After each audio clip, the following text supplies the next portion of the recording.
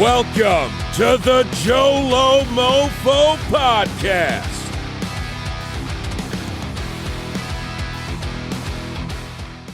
Well, welcome everyone to episode number 32 of the JoLo MoFo podcast. We're your hosts, Lou Money and JP. JP, what's new, man? Oh man, a lot of things are new. But let me tell you, I bought my first NFT this past week, which I honestly never thought I would do it. Didn't really get the whole thing about it, but bought it kind of just. I bought a UFC NFT. Nice, but it's really not for any kind of investment purpose, and it was cheap. I like $8 or something like that. Okay. But I got to figure out there's a way. I mean, the tech hasn't come along yet, but supposedly you would have some sort of frame like on your wall that you could have any or whatever kind of NFTs cycle through, or the same one on there. It could be like real artwork or sporting events and that kind of stuff. So right, there's a couple of those kind of things out, but they're like $1,000. Is like, you know what? I was going to buy this for like a few dollars, and that's it. So what is that buying experience like? Like, is there a site you go to buy these things, and like, how do you buy them? Oh, I don't think there's like a central site. Actually, I never really looked into it too much, but I know like NBA has their own site, the UFC has their own site. So, you kind of just go on there, you sign up for an account, you link a bank account or something like that, and you could just go and buy whatever. Oh, and so I guess you they can buy all it directly through UFC. Yeah, right. Nice. Okay. Yeah, and they have a resale market on there as well. And I imagine at some point you can just download the NFT to some other platform or something and, sell it wherever. Okay. Well, that's cool. That's cool. Yeah. So if you didn't do it for investment purposes, what's the point? I would see, like, I would want a frame on the wall that I could have different pictures. It could be like regular artwork. It could be pictures of like the kids or, Right. whatever. Like if you were having people come over for like UFC fight night, you can have different like UFC knockout, moments in those frames or something like that, or whatever kind of thing, So is it a digital frame then? Yeah. Yep. Oh, nice. You could do it like on an iPad or whatever. It's just like it has to run like Android OS or something like that. So right. Right. Yeah. Okay. All right. Well, that's cool. That's different. Yeah. Something to waste my money on. Yeah. Like there's not enough things in this world to waste money on. Right. Why not add one more thing? Jeez. Hey, have you been watching any good shows lately or what? Yeah. Like I've always been into documentaries, and been a couple of like crazy documentaries. It's like a new trend. Guys swindling women for money. I feel like if you see like in the movies, like, in general, you usually see a woman kind of like doing the con on the guy to take his money. Exactly. But yeah, this is like there's like 2 or 3 documentaries out now on Netflix that it's the other way around, and it blows my mind. It's crazy. Jeez. Tinder Swindler is one of them. Tinder Swindler, yep. And Bad Vegan. Bad Vegan. Yeah. What a name for a documentary, Bad Vegan. Yeah. Crazy stories. Yeah. So like what's the premise behind them, more or less? Yeah, like with the Tinder Swindler, he was just going through Tinder. He had his profile was, amazing, good pictures, and he had pictures of him like jet setting all over the world. And so of course he was going to get a ton of matches, but they weren't like super rich people. They were just really? like, yeah, he had many of them. One had a ton of money, but the other one was like, okay. And the other one was just kind of like a, regular sort of person with good credit. And the basic thing was he's very mysterious. Right off the bat, he takes him to do something super expensive. Like he picked this girl up on a jet and then took her. He's like, I got business in the other city over here. You can come with me. We'll hang out for a little bit. They have really good text right away in the beginning, and then he gets them out and he does something extravagant. And they're like, whoa, this guy's got a ton of money and this and that. And then, of course, they start getting on the topic of like, let's get engaged. Let's start looking for places. She thinks it's super serious. This is going to be for the rest of my life. And then he starts bringing in like, how he hooks them into giving them money is pretty much like it's a life or death situation. Really? And yeah, he's like, oh, I'm going to need like $10,000 right away. Otherwise, I'm not going to be able to like, live. It's like I got to pay this money to this person or I'm kidnapped or whatever. And that one girl just kept out taking more, maxed out all her credit cards. And he's like, oh, don't worry here. This is what you say to them on the phone next time. So they'll up your limit. You're not shut off. So he Wow. knew all the ways to max those out. And then they started taking out like, personal loans and like, let's put the car up for sale, something against the mortgage, and just let them dry. And so, like, this is pretty early in the relationship, right? He's asking for cash. Yeah, I'd say within like a month or two. Jeez. Not the first few. So but, he gets to it pretty quick then. Yeah, and what that guy was doing, he was taking that money and he was going and partying all over the world with it. So he'd go like to like the hot spots and get like the best hotels, the best rooms, VIP service area, take private planes everywhere. And then when the money was getting low, he'd go back and hit her up for more money. Jeez. She was like the ATM. And he'd be like, I need 40,000 this time. I need 90,000 this time. So did he run like multiple schemes at one time, right? He wasn't doing like just one at a time, right? Because as he was, he was still swiping. And then he would set up, once he like, it's only a certain amount of money that you're going to get out of somebody.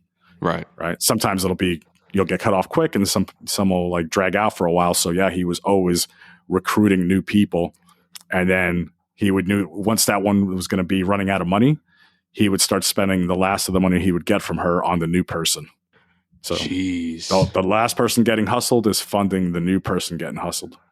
Oh, so it's kind of like what Bernie Madoff is doing, right? Taking one $1 right? Yes. Yep. Jeez. Yeah. So I have a question for you then.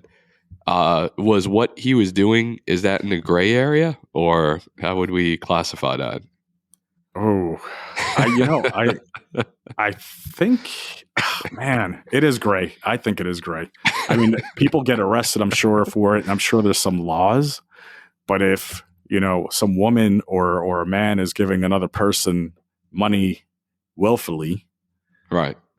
Is that against the law, or is it just, against the terms of service? Oh my goodness! All right, so that's a Tinder swindler. Yeah. And then what about Bad Vegan? What was that about? So this was like this lady that she was super smart. Like she went to, I think, like Yale and like Wharton School of Business. I mean, she had all the top schools, and she started working for Bear Stearns before they went under. Right. Was an investment banker there, and then after like within 2 years, she left because somebody was like, "Oh, this is not what you really want to do." So she found a passion for food, went to culinary school, and then opened up, I guess, like the first vegan spot in New York City. And wow. It's 100% vegan, but the dishes look like, like Gordon Ramsay type, super nice dishes. And then like movie stars started, like Alec Baldwin had a crush on her. There was like tons of, Twitter messages of him like flirting with her online on Twitter. Oh, wow. Which wasn't frowned upon back then. That was, that was okay. Yeah, that was no problem with that. And who else? There was like a couple other celebrities that were always in there. Anyway, it's super popular. She was doing great. She found some investors and this kind of stuff and this other stuff. And then she was partly in the business with her. I don't know if it was a boyfriend or husband, but they split up, and then she was in a weird place. And then she found this guy that was, the con guy. Right. And he was just like, I don't know, same thing. Said, I have a ton of money, like beyond belief, how rich I am. And probably, took her somewhere, a couple of places to make her believe that. Right. And yeah, then he just got her to fall in love. They got married right away. And then he started doing the same sort of thing like that other one I was talking about, where he was like, hey, there's this group of people. It's very secretive. I'm kind of like in the CIA, but he didn't say CIA, but that kind of like, spy mystery kind of thing. Right. And everybody's putting you to the test. When you get done with this test, then you're going to, all your money problems, like you're going to be in this. He actually had her convinced like there was going to be this special life in another universe and that he was going to make her and the dog immortal. But she had to go through a lot of trial and tribulations to get there. And of course, that was like, I need $20,000. I need $100,000. And he, Right. 2 years straight, like $2 million out of her account. How do people believe this bullshit? Like, are there that many stupid fucking people out there? I think halfway through, she was like, I kind of know it's bullshit, but I'm so deep in it. I just have to keep going through it. Like she Oh was, my dude, I mean, God. look So about all she those knew. schools. She's super intelligent, like amazing businesswoman. And she didn't want to tell anybody because she was so embarrassed and she just kept on going through it. Yeah, it's insane. That is insane. The dog was going to be immortal. And her. I mean, you must really love your dog for your dog to be immortal. But how did this guy know to say this to her? And they went back and found like some of his exes and like, this is exactly, he lived in a fantasy world, brought you into it and made you believe like all this stuff was going to happen. Jeez. Wow. Yeah. I feel that's next level than the Tinder swindler guy. I mean, yeah. I mean, when you can convince someone that fantasy is real, I mean, you got a good line of bullshit, I guess. Oh, and they had to they finally got caught and they went on the run and they were on the run for like a year. And they got caught in Dollywood. They were Dolly. Yep. Of all places to do federal prison, Dollywood. Well, there's like Dollywood, and they showed all these weird kind of attractions that were all around there, and they were at some super low budget hotel. And I think the guy used a credit card that was, being traced, and they ordered Domino's to the room. So all the headlines said, "Oh, the vegan queen gets busted by ordering Domino's." Oh, wow. Well, I'm going to have to go and watch this. I mean, I started the Tinder Swindler, but it was long. I feel like they dragged out some interviews. So, yep. Yeah, I don't know if I have the patience for that one. But I tell you what I did watch again this weekend was, again, my favorite movie, Spread, which I know I've mentioned previously on the podcast, but Ashton Kutcher's finest role of his career. I'm sure a lot of people are not familiar with that. Oh, well, the premise is Ashton Kutcher is a playboy in LA and he goes out, dresses very nice and he's got a good line of game and he convinces these women to take him home and to take care of him. So he basically moves himself in because he doesn't have a place to live. He doesn't have a car. He doesn't have money, like none of that. So he's like living off of all these women. So like the next morning after they hook up, he pretends to be sleeping, and then the chick leaves her credit card so he can buy breakfast, and then he just ends up never leaving. Like he'll cook them dinner and like do all the stuff for them, and it's quite the story. But I'm wondering how many guys like that actually exist, especially in LA. I don't know. I mean, there's at least 2 documentaries, so it must definitely be a thing. Where was it? Where in that movie? Where was that shot? Oh, that was in LA. Yeah. Which where are you heading? Well, that's a good question. I am heading to LA. So couple updates. The real estate deal in the final stages, inspection, appraisal, all that stuff happened, and the guy got rejected when the underwriter did their final review, and apparently, because he was getting an FHA loan and it's a federal program, this gentleman happens to work in the cannabis industry. So the underwriter caught that, and apparently there's some kind of rule or stipulation that any federal programs, they won't recognize any revenue from anything cannabis related because it's not federally approved. It's approved by individual states. Wow. So he got denied, and it was like the craziest loophole I think I've ever seen, as far as that's concerned. So pretty crazy stuff. Yeah. I wonder, how banks, think about all the people that work in that industry. What if a regular person just goes to get a regular, whatever kind of loan, car loan, this and that. And if it's a federally backed, program, they might have a problem. Yeah. So I mean, it's definitely very, very interesting because I was floored when my realtor called me. I was like, "Are you fucking kidding me?" So yeah, it was interesting for sure. I guess that's why those dispensaries are cash only, because there's a thing with banks, right? They say, no, you can't deposit money from cannabis. Right. So you can use a debit card because debit card same as cash, but you can't use a credit card. Oh, it's a couple of places over here, cash only. You can't use anything. Cash only. Oh, wow. Yeah. Okay. Wow. See, there you go. Yeah, it's a crazy world out there. I mean, honestly, they need to just federalize and legalize this at the federal level because it's silly that, you have entire groups of people working in this industry and they're limited to financing, they're limited to all kinds of stuff because of the particular industry that they choose to work in. So I think it's coming up for a vote on the federal level. It's been a lot of stuff in the news about it. Yeah. Well, hopefully it passes. Like I said, it'll be interesting to see what happens. So had a couple more showings. So the place is back on the market. So we'll see what happens there. Hopefully it gets sold pretty quick. So I'm cautiously optimistic, but it is going to delay my timetable in getting out there. So like I said, we'll see what happens there. Yeah. So any new updates on your end? What do you got? Well, the green children update. It's going good, but I put too many plants in too small of a space. Right. And as they get bigger, they produce more humidity.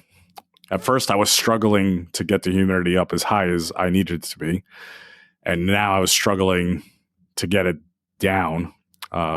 So I couldn't keep the humidity down unless I opened the whole tent up, the whole front door of it up. So it's wide open. It's in the garage. So it's still nobody really sees it, but it's going to be a problem once it starts going into like really creating the buds.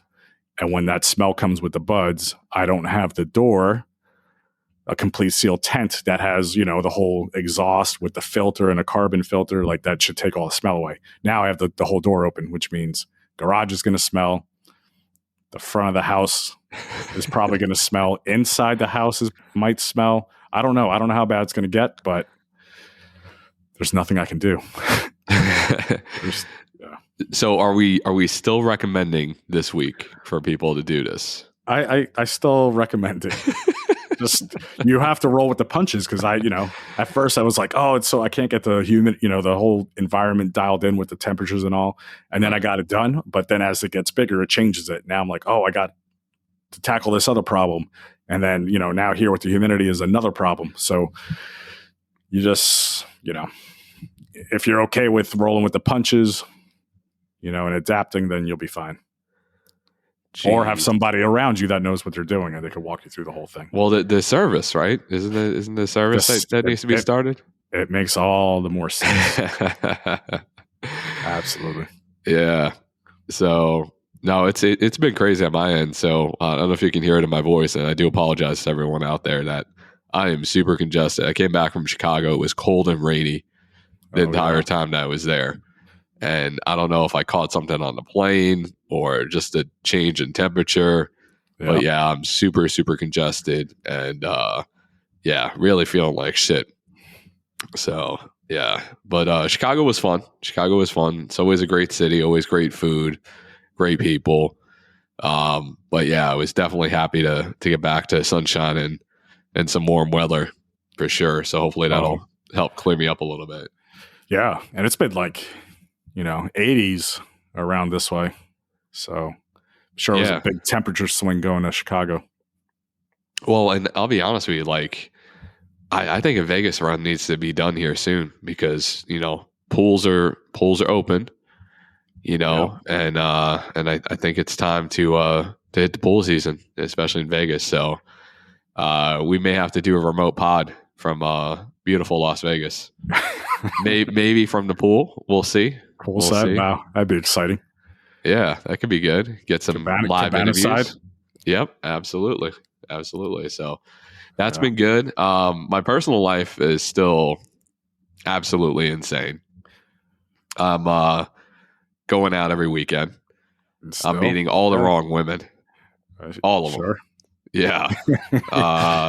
Did Latin night again. Ooh. My favorite little spot. Yeah. Pulled a number. And then last night, oh boy, JP, I got in some real trouble last night. Yeah. What? So what kind of trouble? Well, it was watching some sporting event, and I got in my Lyft driver, my Lyft, and my driver and I start shooting shit again. And I don't know what it is with Lyft drivers, but they all want to hang out with me. So we had a great conversation. She was dropping me off at a fancy restaurant. And I said, hey, you want to come in, grab a meal? She's like, yeah, absolutely. So she turns off her Lyft app, and then she comes in with me. We have dinner. So I start talking to her. I'm like, oh, what do you do other than Lyft? She goes, oh, I strip. 2 for 1. I mean, obviously not a very good stripper if she's doing Lyft. But yeah, it was interesting. So literally, I had dinner last night with a stripper, and it was an interesting evening to say the least. I think we spent about an hour talking about if her ass was real or not. Oh my God. She was trying to convince me that it was, and I was like, At that fancy restaurant? Yeah, at the fancy restaurant. Yeah. Hope no one overheard the conversation. Okay. It was an interesting conversation. So, but it's funny because I remember listening to an episode of Joe Rogan, and he was talking about Kim Kardashian's ass, and how obviously she's gotten shots and all this stuff in it, and it's interesting because like you can tell based on like the shape of the thigh headed into it, and it just like it looks like they're wearing like a diaper because like it doesn't like it's not proportionate. Like a girl that really works out and stuff, it'll be all proportionate, whereas with this it was like, okay, your thighs are thin and then your ass is just huge, and it's like it doesn't make sense because if you're doing squats and weights and all this stuff and really working it out, your thighs will build muscle with your ass. So yeah, what was it? Was it real or fake? She said it was real. I feel it was fake. It was like it was super hard. It was like it didn't move. So like when you like slapped it, like it didn't like. How do you know though? Jiggle. I can't confirm nor deny that statement. You just said when you have to plead the fifth. No, I'm saying when someone does, for instance, hypothetically speaking, allegedly. Okay. So, man, you're gonna get me on trouble on this podcast. I'm telling you. Oh, but yeah. So it was quite an interesting evening. I did get a free lift home. No pun intended. So. Okay. Yeah, I mean, maybe that's the move. I mean, you might have uncovered a new niche here, a new hack. Yeah, I mean, yeah, it was so weird though. People usually don't go thinking of like trying to pick up your Uber driver. So far, like luck. I did it in all of like a 15-minute drive, 15 minutes, and then I'm having dinner with this person. It's like, is it the same as like you meet somebody in the grocery store?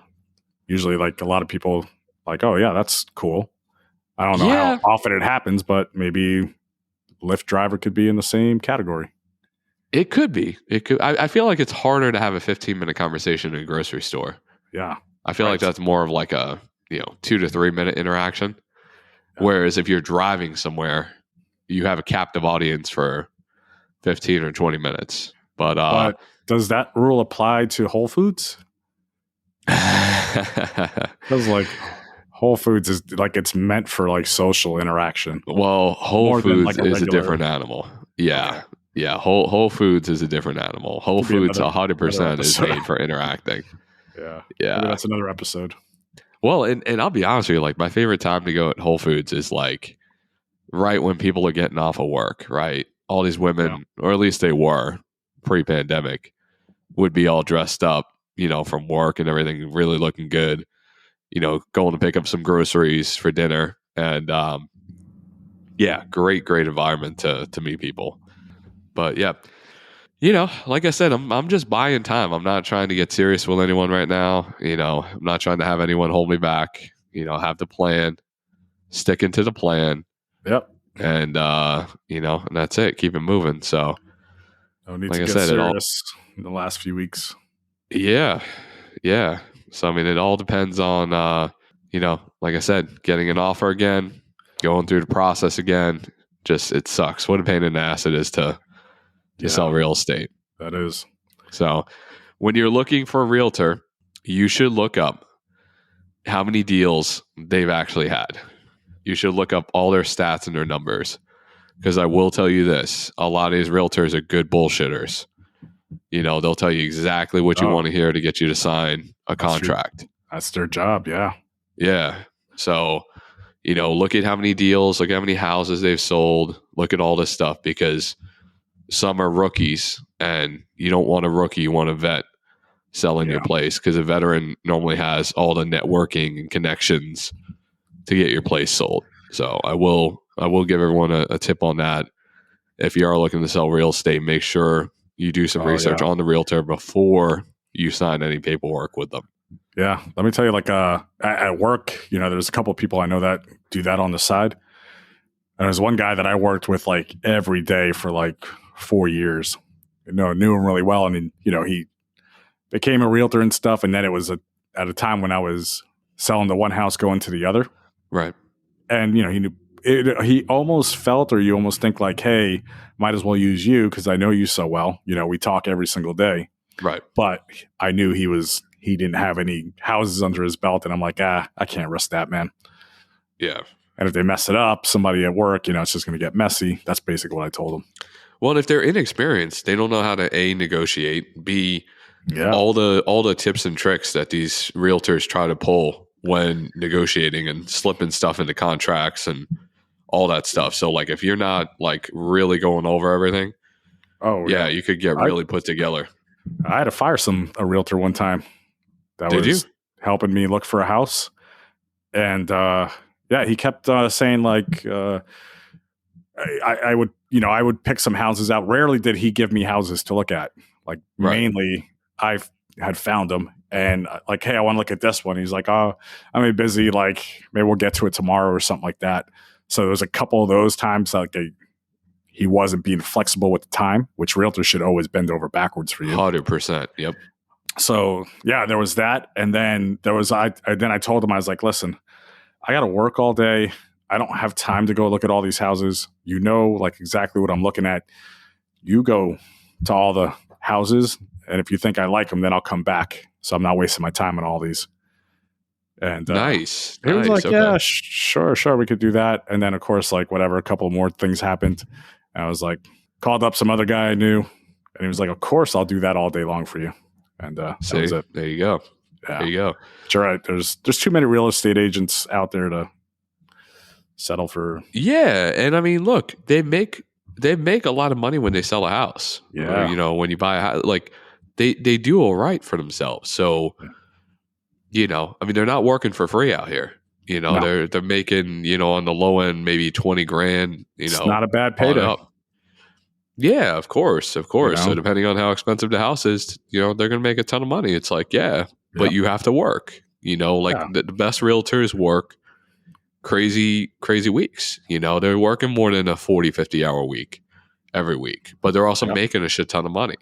Yeah. I mean, if the market's hard, hot, you got 30 days to, close on a house. Let's just say somebody finds a house within 2 weeks and 30 days to close. So that's like 45 days of work.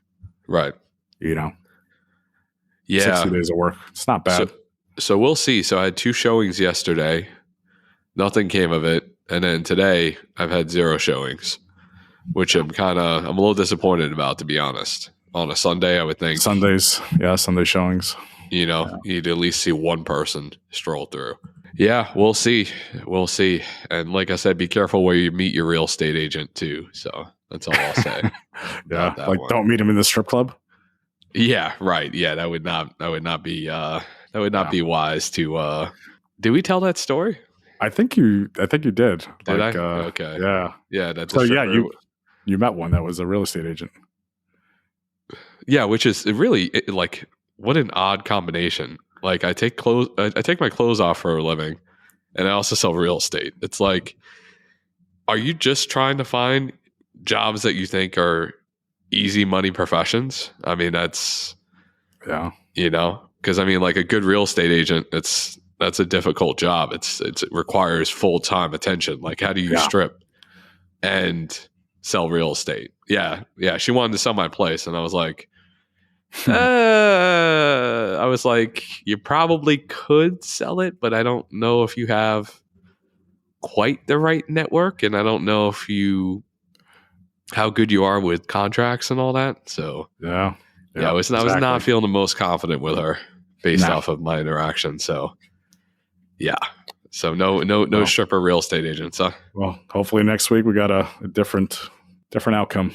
Yeah, we'll see. Well, like I said, we'll definitely see, and hopefully I'll start feeling better here because, like I said, my voice sounds like shit and just super, super congested. So trying to put all this behind me.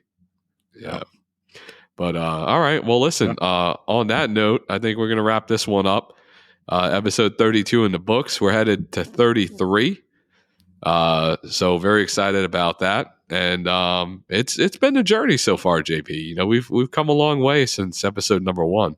We have. Quick question. Number 32, was that OJ's number? The juice. Yeah. You know what? I'm going to have to look. But you're right. We've come a long way since then. That's not bad topic maybe to talk about another time. Yeah. Difference of like what it was like in the beginning. He was 32. You're right. Yeah. I mean, Shaquille O'Neal was too. I mean, if we want to, that's what we want. Yeah. A more modern reference. 33. Yes. What's a great 33? Larry Bird's. Oh wow. So Larry Bird, supposedly the best shit talker in the game. Oh, best shit talker. Yeah. I thought MJ was, but a lot of people say Larry Bird. No, Larry Bird putting MJ to shame when it came to shit talking. Damn. He, I heard like some story on a documentary where he told another great player, he's like, I'm going to go right there in that corner and I'm going to shoot this shot right in your face and I'm going to make it. And he literally did just that. And the guy couldn't stop him at all. Yeah. So, yeah, really, really ballsy. Yeah, exactly.